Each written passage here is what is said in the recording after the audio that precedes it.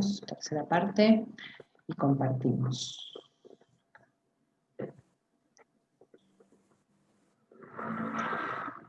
Ahí estoy grabando. Bueno, estábamos entonces, esto lo habíamos visto.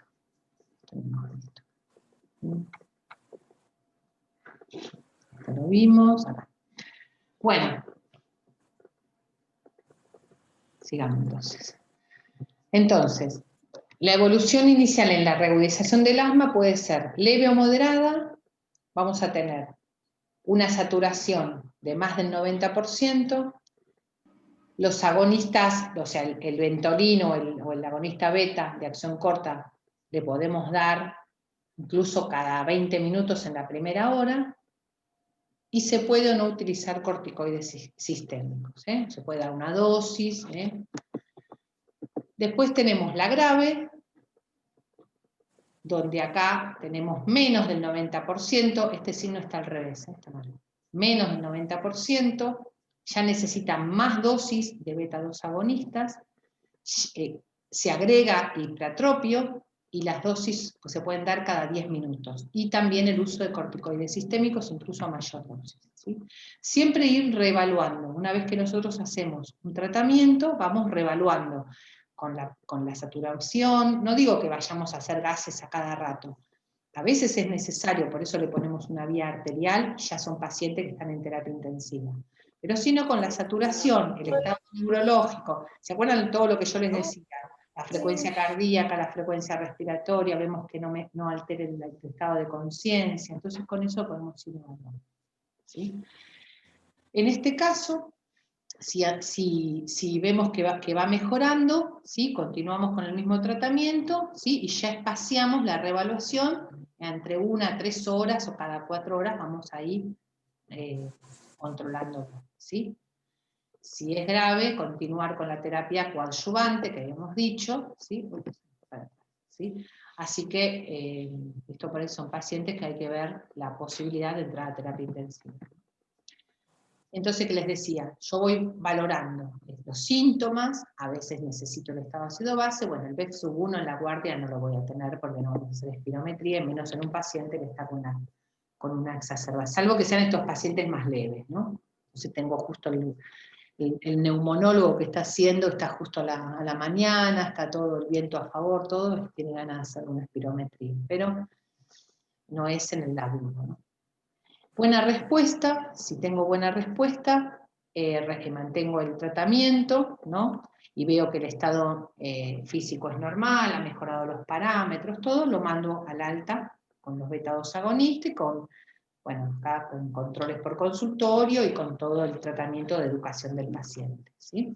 Si la respuesta es leve o moderada de los síntomas, ya no es una respuesta totalmente esperable, que yo veo que no, que todavía necesita broncodilatadores, por ahí entonces aumento la cantidad de beta-2, agrego el hipratropio, puedo ver la cantidad de corticoides y voy monitorizando y viendo terapias coadyuvantes, ¿no? Si no tengo ningún tipo de respuesta, ya es más, hay empeoramiento, o más alteración de la conciencia, o más broncoespasmo, ya ahí llamo a terapia, que por favor consideren la BNI o la intubación orotraqueal, que no respondió a todo esto. También por otro lado, si esto se reactiva, no mejora, vuelve el paciente a las 4 o 5 horas del domicilio con el cuadro otra vez de reagudización de su asma y todo, bueno, ahí son pacientes que por ahí ya tienen respuestas más graves, ¿no? Y necesitan terapia.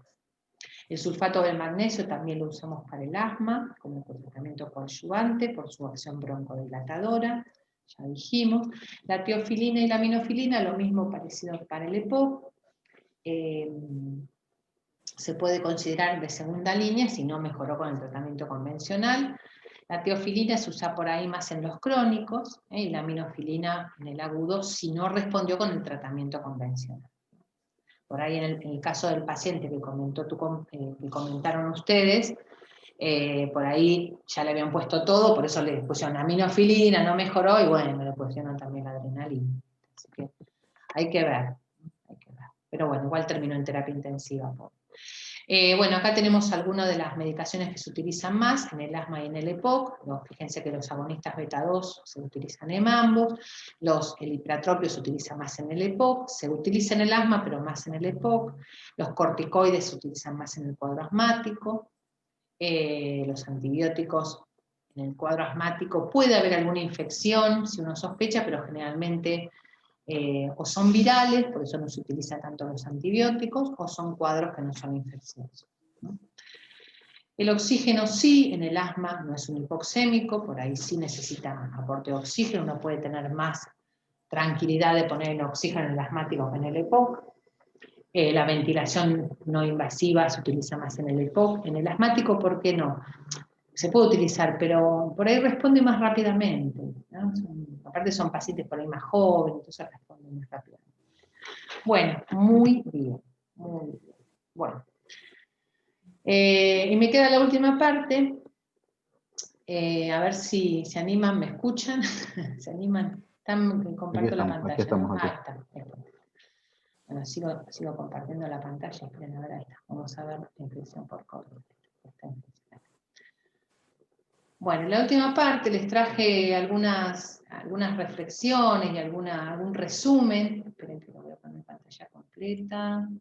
Está. Como para tener un pantallazo de la infección por COVID, un resumen de lo que está pasando con toda esta pandemia. Primero, ver algunas de las... Ahí está.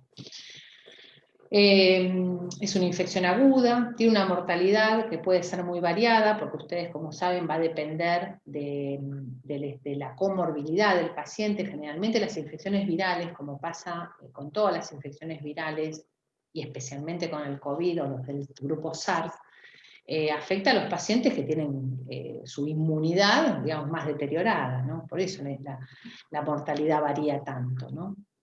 Es una patología que produce mucha inflamación, todavía no hay vacunas, estamos en eso, no hay una medicación, no hay un antiviral específico como pasaba por ahí con el H1N1, entonces esto también juega en contra. Puede llevar, como es produce una gran inflamación, lleva a fallas multiorgánicas rápidamente, los pacientes que evolucionan rápidamente a fallas multiorgánicas cuando evoluciona hacia la gravedad. Como les decía, hay población susceptible, hay pocos datos todavía, hay datos, pero estamos en estos últimos 8 meses, 9 meses, que son los datos que tenemos, entonces son series por ahí de 20 pacientes, de 40 pacientes, de 10 pacientes, entonces no son series de muchos pacientes todavía para estudiarse. Las secuelas también son inciertas, y acá yo puse la reinfección con signos de pregunta, pero ya cada vez hay que sacarle los signos de pregunta porque se está viendo que hay muchos pacientes que están reinfectados. Hay reinfecciones desde las 3-4 semanas hasta los 4 o 5 meses. Así que eso todavía no se sabe bien. Si deja inmunidad también, parecería que deja inmunidad, pero en algunos pacientes diferente a otros. Así que todo eso también está en signos de pregunta. Bueno, y es una infección endémica, más que endémica, pandémica a todo el mundo. Se transmite el virus principalmente por vía respiratoria, ¿sí? Tiene periodos, esto es como un cuadro viral, tiene periodos de incubación que pueden llegar hasta una semana, de 2-3 días a 5 o 7 días. Entonces, media una acción inmunológica y una respuesta inflamatoria local. El mecanismo de está compartiendo. Ay, no me digas, ¿no lo estoy compartiendo? El cuadro, creo que. ¿No lo estoy compartiendo? No, nos quedamos con muchas gracias por su atención. Bueno, Estamos en el final claro del anterior. Dale. Entonces, igual me están escuchando, pero yo ahora se los paso. Esperen un poquito que voy a compartir. Ay, me hubieran dicho, yo seguía con mi diapositiva tan linda que les traje, pero vamos a volver a compartir. Voy para atrás. Ahí está. Vamos a compartir nuevamente. Acá voy a salir. Ahí. Ahí, a ver ahí.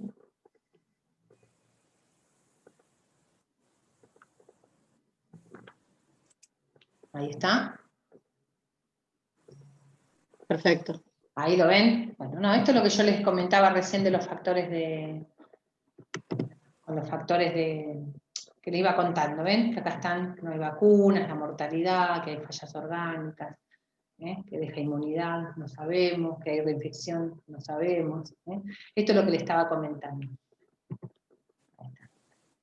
Esto es lo que estaba comentando sobre la forma de transmisión, parecido a otros virus, por vía aérea principalmente, si bien el virus se pega en las superficies inertes, ¿sí? Algunas duran varios días, pero la verdad que con el alcohol, con la limpieza y todo, eso podemos protegernos. Y con la vía aérea, con los espacios abiertos, el uso de la distancia y el uso del tapaboco, del barbijo, también disminuye bastante la forma de contagio. Pero son virus muy virulentos, son muy contagiosos. Bueno, la neumonía, miren, esta es una placa típica en una tomografía de compromiso. Hay un gran porcentaje, o sea, a ver, es una enfermedad viral, como ya saben. Todas las enfermedades virales hay posibilidades, sobre todo de vías respiratorias, en influenza, todos los virus respiratorios pueden hacer neumonía. Es muy poco el porcentaje de neumonía. Y en esta infección por COVID también, no es, si uno lo compara con la cantidad de casos, los que hacen neumonías es una proporción menos del 10%. Y ese caso de los que hacen neumonía son menos los que hacen neumonías graves. ¿Pero hay compromiso respiratorio? Sí, hay compromiso respiratorio, pero no en todos los pacientes. Hay pacientes que incluso vienen sin síntomas, o sea, son totalmente asintomáticos, y algunos hacen un cuadro viral y nada más. Pero hay otros que hacen un cuadro respiratorio, pero no llegan a ser tampoco neumonías graves, ¿no?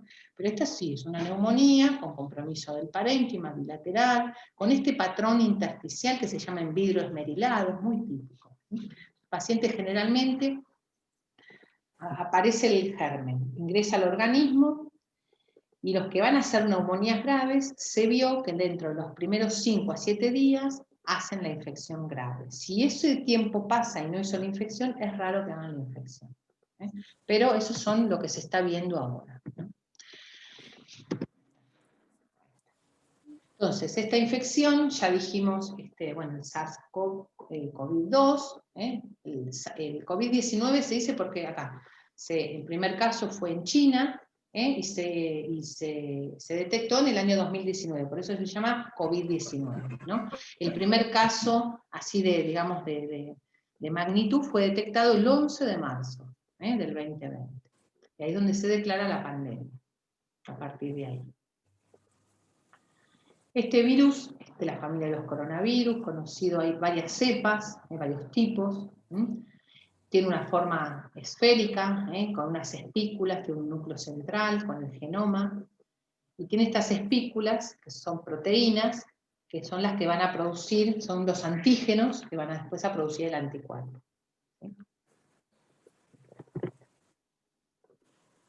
Ahí está lo que les decía. Sí. Está formada una matriz por una envoltura de lípidos. Así son la mayoría de los virus, ¿no? Un conglomerado de ADN o de ARN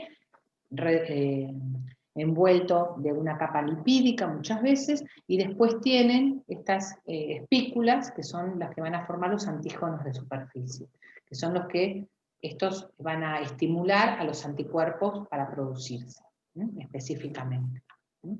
Vamos a ver. Yo acá les traje un video, después se los voy a pasar en el Classroom para que lo vean tranquilo. Ya dijimos entonces que la infección se adquiere por vía directa, a través de las gotitas de flush, las gotitas cuando uno habla, cuando uno tose, estornuda, están ahí adentro. Y se puede también transmitir por otros líquidos del cuerpo, pero en la vía aérea es donde se encuentran en mayor cantidad. Y se puede dar también por contagio indirecto, bueno, el directo es a través de persona a persona.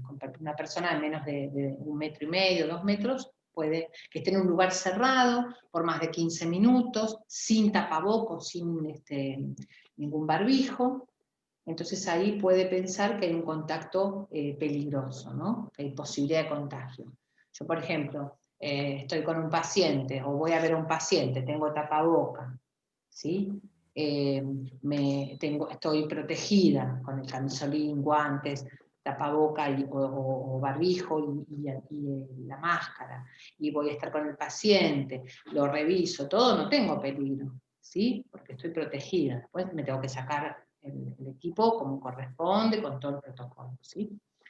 Pero a veces pasa que uno va a la ambulancia, ahora no, ahora ya están todos protegidos, todo, pero tiene que haber un contacto de más de 15 minutos sin ningún tipo de protección. Entonces ahí sí se contagia en forma directa. El contagio indirecto, por eso también por ahí es frecuente en los colectivos, en los lugares de transporte, donde uno está, qué sé yo, 20, 30 minutos, si está con una persona que tose o algo, por eso es importante lo del tapabocas. O está en un supermercado o en un lugar cerrado, entonces ahí se cambia. El contacto indirecto es a través de las superficies que les decía, que el virus puede permanecer varios días, en metal, vidrio, plástico. Ahora con toda el hábito también del uso del alcohol, el lavado, todo eso, entonces ya ahí disminuye la contaminación, ¿no? En el caso de la mujer embarazada también se pueden contaminar, pero no hay, hay fluidos donde tiene el germen, pero no hay una transmisión vertical de mujeres embarazadas a sus hijos que transmiten el virus. Por lo menos no hay casos, ¿no? Así que bueno, como nosotros sabemos cuando asistimos a los pacientes que la vía aérea en el paciente infectado tiene gran cantidad de microorganismos que son los que contagian, hay un montón de protocolos para poder respirar al paciente que no se pueden hacer. Por ejemplo, hacer ventilación con el ambú ya se dejó de hacer en los pacientes que sospechó COVID, ¿no? O también hacer nebulizaciones o hacer ventilación no invasiva tampoco se hace, porque esto disemina y fomenta la diseminación aérea de los microorganismos, entonces hay protocolos que uno, en este caso, estos pacientes no se pueden hacer. Ahí les puse nebulizaciones, la intubación orotraqueal se hace directa, ¿sí? No se ambucea al paciente, no se preoxigena como está indicado. También, por ejemplo, las técnicas de RCP tienen algunas, no sé si yo cuando les dimos RCP, les indiqué algunas pautas que vimos para el paciente COVID, específicamente, que no hay que ventilarlos, nada de eso. Bueno, los síntomas, ya más o menos todos ustedes están súper adiestrados en reconocer los síntomas de una gripe: fiebre, tos, escalofríos, dolor de garganta, astenia, dinamia. Hay un porcentaje que puede haber síntomas gastrointestinales, dolor abdominal, la pérdida del olfato, la pérdida del gusto, bueno, todos estos síntomas también que son específicos, las mialgias, que son muy específicos, la fiebre alta. Y también sabemos que tenemos pacientes asintomáticos que también pueden contagiar, así que cuando tenemos un paciente que está infectado y tiene sus convivientes, también los tomamos como que hay que aislarlos porque aunque no tengan síntomas, sobre todo los pacientes sanos, o los pacientes jóvenes, o los niños, son transmisores pero no se enferman. Esto también pasa con muchos virus, ¿no? Bueno, el periodo de incubación, que puede durar entre una semana, 3, 4, 5 días, hasta 20 días puede durar, ¿no? Más o menos serían 10 días el periodo de contagio, 5, 7, lo extendemos hasta 10 días. Un paciente que estuvo en contacto sospechoso, no se hisopó, pero sí, porque no tiene síntomas, pero se aísla 10 días por lo menos, ya está consignado.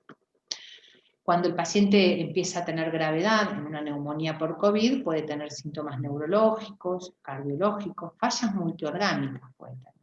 Así que esto pueden ser variados los síntomas, arritmias, infartos, alteración de la conciencia, puede haber también trastornos ojo seco, visión borrosa, también son muy característicos. Y el tiempo medio de recuperación son alrededor de 2 semanas, pero los casos más graves pueden extenderse más tiempo, porque miren, lo que nosotros tenemos como experiencia, no sé si alguno de ustedes está trabajando con pacientes con COVID, la experiencia que tenemos es que los pacientes que se negativizan, algunos se negativizan, otros no, porque a veces se hacen los hisopados, y saben que el germen, aunque no contagie, persiste en la vía aérea o en la vía respiratoria alta y pueden ser positivos, que en realidad son fragmentos de virus que no contagian, pero pueden persistir positivos. Pero la permanencia en terapia es porque se complican con otras cosas, hacen neumonías bacterianas, hacen falla renal, hacen fallas multiorgánicas, por eso, y los pacientes que tienen estas neumonías graves, más todavía, ¿no? Por eso aumenta tanto la mortalidad. Y el tiempo de estadía en hospitalaria y en la terapia intensiva es mayor. Bueno, a ver, fíjense acá que me gusta comentarles. Estos son, por ejemplo, los pacientes asintomáticos, y van a ver que el periodo de contagio va a depender de la gravedad de la gravedad de la enfermedad. Por ejemplo, los pacientes sin síntomas, tengo un 30% son los pacientes sin síntomas, no los asintomáticos. El periodo de contagio, estos son los días, acá abajo tenemos los días, por ahí tenemos ahí periodo de contagio del día 0 hasta el día por ahí 5 días más o menos. Y después mantiene acá la inmunidad. No sabemos hasta cuándo. Los que tienen un riesgo moderado, un 50-55%, también, acá tenemos la primera parte, que no tiene síntomas, que es el periodo de contagio, ¿sí? Acá aparecen los primeros síntomas, pero fíjense que el contagio ya puede durar hasta 15-20 días. Acá puede durar, ¿sí?, también varios días, ¿no? Por eso lo ponemos promedio 10 días, ¿no? Algunos pueden durar menos, otros pueden durar más. Los que tienen síntomas más severos o críticos, el contagio puede ser más duradero. Por eso que eso es lo que todavía mucho no se sabe en cuanto a tiempo. Se puso promedio 10 días, ¿no? Sobre todo los pacientes que son asintomáticos o leves. Los leves, que son estos que están acá, son la mayoría de los casos, son esos pacientes que no necesitan una internación, ¿sí? Entonces son pacientes por ahí que hacen una gripe fuerte, pues están 3, 4, 5 días de fiebre, pero no necesitan una internación. ¿Pueden hacer algún cuadro respiratorio? Sí, pero no hacen hipoxemia, o si necesitan apenas cantidad de oxígeno, ¿sí? Incluso si uno le hace una tomografía puede tener repercusión algo del pulmón, pero no hace esa repercusión tan abrupta como pasa en los severos oncológicos. Así que se vio que sí, va a depender de la gravedad del cuadro. Bueno, los factores de riesgo, ya sabemos también, los mayores de 65 años, la obesidad, todas las patologías respiratorias, las patologías que inmunodeprimen, los tumores, tratamientos que deprimen, los diabéticos, los enfermos crónicos, y los pacientes cardiópatas. Entonces, estos son los más relevantes en cuanto a los factores, a los grupos de riesgo, ¿sí? Y bueno, y vamos a comentar rápidamente también cómo se detecta. Las pruebas que tenemos actualmente, tenemos las pruebas de la PCR, las pruebas de la detección de anticuerpos y los test rápidos que también detectan los anticuerpos, ¿sí? Ahí está. La PCR es una técnica que permite detectar y amplificar el material genético del virus, ¿sí? Esto es lo que nosotros hacemos el hisopado. La PCR es reacción en cadena de polimerasa, ¿sí? Entonces lo que va a detectar es material genético del virus. Por eso que esta es bastante fidedigna.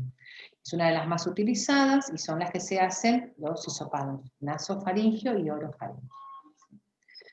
Después tenemos, bueno, las ventajas y las desventajas son altamente específicas, sensibles, y la verdad que lo puede detectar precozmente en las primeras fases, ¿sí? Y la desventaja muchas veces uno necesita de un día para otro, necesita un tiempo para hacer la prueba, entonces no son inmediatas, necesita un tiempo, ¿sí? La única desventaja. Y después tenemos los test de la medición de los anticuerpos. Tenemos la ventaja de que podemos medir inmediatamente la IgG y la IgM. Si aumenta la IgG, tengo una infección aguda, si aumenta la IgM, una infección aguda, si aumenta la IgG, una infección que ha pasado por lo menos más de 10 días o 3 semanas, ¿sí? La desventaja es que estas se van a detectar cuando aumenta la cantidad de anticuerpos. Entonces, por ejemplo, si yo me lo detecto hoy y ayer me contagié, no lo voy a detectar. Tengo que esperar por lo menos una semana si yo tuve contacto con algún paciente o con alguna persona infectada para detectar los anticuerpos. ¿Entendido? Tiene esa digamos, desventaja, ¿no? Los test rápidos que también miden los anticuerpos, estos son los que usamos en el hospital, que pinchan el dedo y esto se ve en pocas horas, a la hora ya tenés el resultado, ¿no? Y también vas a ver la cantidad de anticuerpos. Es un estudio que es, digamos, cualitativo, ¿no? ¿Hay anticuerpos? No hay anticuerpos. También tiene las desventajas que si hay poquito cantidad de anticuerpos no lo va a detectar, ¿no? Pero si hay, seguramente los va a detectar. Bueno, ahí tenemos las ventajas que les decía de los test rápidos y las desventajas que les decía recién, ¿sí? Entonces ya ahí lo comenté. Bueno, acá yo les puse 2 videos que después se los voy a pasar en el Classroom. Creo que no sé si ya se los subí, si no ahora me fijo y se los subo, que esto la mayoría lo sabe, pero es cómo tomar las muestras, y para qué sirve un poquito más específicamente la PCR desde el laboratorio que lo hace, ¿no? Entonces, ahí cuenta un poquito. Lo mismo, esta es también la segunda y la tercera parte, son videos de 5 minutos, lo pueden ver ustedes tranquilamente. Bueno, y esto también es un video también animado, no sé si, a ver si lo pueden ver, pero no sé si, a ver si lo puedo compartir, tendría que, a ver, por compartir lo vemos, lo voy a compartir. Voy a poner el audio, ahora sí, y ahora sí. A ver si vamos a ver si lo puedo compartir con ustedes. A ver si lo ven. Sí, ahí lo ven. Con el incremento cada vez más pronunciado en la cantidad de personas. ¿Ahí lo escuchan? ¿Se escuchaba el audio? Sí, A ver, sí, sí se ahora los dejo. escucha. Ahí lo dejo. SARS-CoV-2, en muchas partes del mundo se han estado realizando pruebas rápidas para la detección de las personas infectadas. Por tanto, muchas personas tienen dudas acerca de cómo interpretar los resultados de tales pruebas. En un video anterior, explico a profundidad cómo funcionan las pruebas rápidas a nivel molecular, pero en este video entraré en detalle sobre cómo interpretar el resultado de la prueba, así como algunas otras dudas frecuentes alrededor de este procedimiento. De forma breve, las pruebas rápidas para el SARS-CoV-2 detectan anticuerpos contra este virus. Si una persona ha sido infectada, independientemente de los síntomas que llegue a desarrollar, su sistema inmune va a producir anticuerpos específicos para el virus. Son 2 los tipos de anticuerpos que la prueba rápida detecta, los IgG y los IgM. Sin embargo, cuando la persona se cura, es decir, ya no tiene el virus en su cuerpo, de todas formas conserva los anticuerpos que creó para defenderse, los cuales le sirven para que la infección no vuelva a ocurrir. Esto es parte de la memoria inmunológica de nuestro cuerpo. Por lo tanto, como una persona curada también tiene los anticuerpos, la prueba rápida también daría positiva en este caso. Otro punto importante es que, dependiendo de diversos factores, a veces una persona solo tendrá anticuerpos IgG o IgM, pero no ambos. Para fines del diagnóstico esto no es relevante. Con que uno de los 2 tipos de anticuerpo dé positivo, significa que la persona tiene o tuvo el SARS-CoV-2 y por tanto es positivo. Ahora vamos a ver cómo se ve una prueba. Primero, se toma una gota de sangre del paciente y se deposita en el espacio correspondiente en la prueba. Esta típicamente tiene escritas 3 letras, C, que significa control, G, que representa los anticuerpos IgG, y M, que simboliza IgM.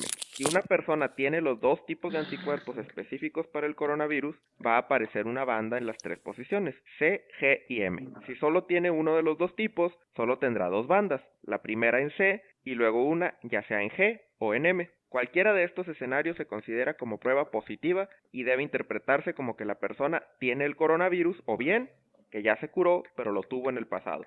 Es importante volver a recalcar que esta prueba no puede discernir entre estos 2 escenarios. ¿Y cómo se ve una prueba negativa? En ese caso se vería únicamente la banda C y las bandas G y M no aparecen. Este es el único escenario negativo. Si aparece otra banda, aunque sea tenue, la prueba es positiva. Y aquí es importante mencionar que la banda C siempre debe aparecer, porque es la que nos garantiza que la prueba está funcionando. Si no aparece la banda C, aunque las otras sí aparezcan, significa que esa prueba en particular no funciona y por tanto debe desecharse y hacerse la prueba de nuevo. Como es una duda muy frecuente, quiero hacer especial énfasis en lo que significa que una prueba de este tipo salga positiva. Si una persona está infectada actualmente y tiene el virus en su sistema, al hacerse la prueba va a salir positiva. Pero si una persona estuvo infectada en el pasado, pero ya no tiene el virus y por tanto ya se encuentra curada y además ya no puede contagiar a otros, aún así va a salir positiva. Y dado que la memoria inmunológica puede durar mucho tiempo,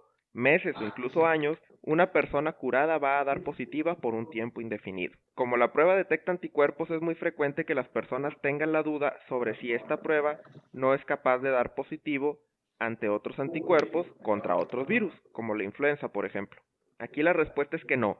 La prueba se diseña específicamente para detectar el SARS-CoV-2, así que aunque una persona haya sido contagiada por otro virus o algún otro patógeno como una bacteria o un hongo, esto no va a interferir con el resultado de la prueba. Otra duda muy frecuente es acerca de fármacos u otras sustancias que puedan afectar la prueba. De nuevo, estar bajo medicación no afecta la capacidad del sistema inmune de producir anticuerpos y por lo tanto, ningún fármaco puede alterar el resultado de la prueba. Sin embargo, recordemos que esta prueba detecta anticuerpos, por lo tanto, si una persona se encuentra incapaz de producirlos debido a algún tratamiento con inmunosupresores, puede dar negativo aunque la persona tenga el virus o lo haya tenido. Por último, si la persona se ha infectado en el pasado con otro coronavirus distinto al SARS-CoV-2, como por ejemplo aquellos que causan resfriado común, hay una posibilidad de que se haya generado inmunidad cruzada. Esto quiere decir que la persona creó anticuerpos contra esos otros coronavirus, pero esos anticuerpos podrían ser capaces de unirse también al SARS-CoV-2. En ese caso en particular, y dependiendo de la especificidad de la prueba, podría darse un falso positivo. Si quieres conocer más acerca del funcionamiento molecular de este tipo de pruebas, dejo el enlace a mi video anterior sobre ese tema y no dudes poner todas tus preguntas. Bueno, muy bien. ¿Pudieron verlo entonces? Ahí está. Bueno, ¿qué más? Creo que nada más acá. Ah, bueno, sí, acá tengo. Bueno, ¿lo pudieron escuchar bien? Sí, se puede escuchar. Perfecto. Se pudo escuchar, bueno. Sí, perfecto. ¿Siguen viendo mi pantalla? Sí. Bueno, sigamos entonces para poquito. Esta es una radiografía de tórax también muy característica de la infección por COVID. Otras pruebas que nosotros hacemos, además, cuando recibimos al paciente y la tomografía que vimos, bueno, la placa de tórax lo vamos siguiendo, pues son pacientes que no se repite placa de tórax a menos que sea necesario, porque si no el paciente se traslada y se contamina, también esto es parte del protocolo. Controlarlo también, análisis de sangre, gases en sangre, electro, ¿sí? Y la tomografía que les decía era más que nada si es necesario, si es al ingreso, pero no para control. Para control hacemos las placas de tórax, por esto de que no se disemine el virus por todos lados, ¿no? Trasladar a un paciente infectado significa también contaminar el resto, ¿no? Bueno, ¿cómo se trata? ¿Cómo se trata? En realidad lo que hacemos es tratamiento que nosotros llamamos tratamiento de confort, porque no tenemos, tratamiento de confort no, tratamiento de sostén, ¿no? No tenemos un tratamiento específico, los tratamientos que se están utilizando no tuvieron no tuvieron buena respuesta y al contrario, algunos había muchos efectos adversos. Sí, lo que se utiliza son los corticoides cuando hay compromiso respiratorio, ¿sí? Se utiliza por 10 días. Pero después la asistencia al oxígeno, si necesita respirador, el ingreso a terapia, y lo otro que se utiliza son la estrategia para respirar al paciente en ventilación prono o boca abajo, ¿no? Bueno, acá están algunos de los fármacos que se han intentado utilizar, que no tuvo mucha relevancia. Hoy en día se está usando también el plasma de convaleciente, que tampoco hay muchos datos, pero bueno, se están utilizando en pacientes que no hay compromiso, digamos, que recién empiezan, que no hay tanto compromiso respiratorio, se está usando. Chicos, en los micrófonos. Los micrófonos. Y lo que se usa es, como les decía, los corticoides por 10 días, dexametasona 6 miligramos por día. Esperen que...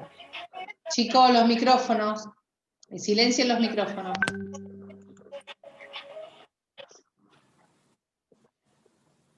Esperen que silencio yo. Ahí está. Los corticoides que les decía, si hay compromiso respiratorio. ¿Qué más tenemos? Las recomendaciones tienen que ver con todas las medidas de prevención, el control de infecciones y el tratamiento de soporte de otros órganos. Creo que estamos. Oxígeno suplementario, los antitérmicos, la analgesia, la asistencia respiratoria, la hidratación, la alimentación, como cualquier paciente crítico, la profilaxis de la trombosis. Esto también es muy importante. Muchas veces hay pacientes que incluso hay que anticoagularlos porque producen, vieron que yo les comenté que producen una gran inflamación y entre ellos producen también factores de la coagulación, como es el dímero D, y esto son muy, producen trombos. Entonces, muchas veces hay que usar anticoagulación, ¿no? Cuando son dímeros D muy altos, se controlan con procalcitonina, se controla con PCR, se controlan con dímero D, ¿sí? Con LDH también. Bueno, y algunas cosas de las que no se recomiendan, el uso de la hidroxicloroquina, bueno, el lopinavir y ritonavir, que también en un momento se utilizaron, ahora no tienen ninguna indicación, la cloroquina y la hidroxicloroquina también, que dijimos recién, no utilizar nebulizaciones, no utilizar ventilación no invasiva, y no realizar la ventilación manual con el ambú antes de colocar el tubo orotraqueal. Con respecto, hay algunos tratamientos como para destacar, pero tampoco hay muchos estudios. Las estatinas están indicadas para continuar el tratamiento, por ejemplo, si son enfermedades cardiovasculares, bueno, continuar el tratamiento, pero si no, no es que se recomiendan específicamente para los pacientes con COVID, ¿no? Se utilizan en caso de que las utilicen por otras enfermedades, ¿no? En el caso de los AINES, solo si hay que utilizarlos como tratamiento para la fiebre, como antipiréticos, nada más. Pero si no, tampoco se utilizan ni nebulizaciones ni nada, no hay ningún estudio comprobado. Bueno, esto está en todos lados, las formas de prevenir, el lavado de manos, el uso de todas estas sustancias antisépticas, especialmente el alcohol, la distancia, el tapaboca o los barbijos, el aislamiento dentro de lo que se puede, usar pañuelitos descartables y la tos, o sea, no tocarse la cara ni nada y evitar las conglomeraciones de personas, ¿no? No se usa mucho. Bueno, y les doy los últimos casos, esto es al día de hoy, la cantidad de infectados en el mundo, 55 millones, y la cantidad de muertes, 1.300.000 fallecidos en el mundo. Y si me permiten, esperen que voy a compartir, a ver si pueden ver. Voy a compartir acá algunas cosas yo les traje acá. No, esta.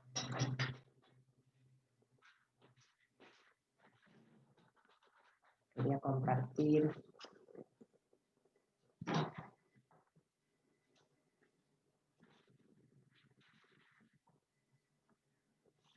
No creo que ya está. Bueno, ya hemos terminado la clase de hoy, pero acá está. A ver. Ahí la ven, ¿no? La clase, o ya dejé de compartir. ¿Se me fue de compartir? Sí, dejó de compartir. Espera que me confundí. Confundí acá, acá, acá.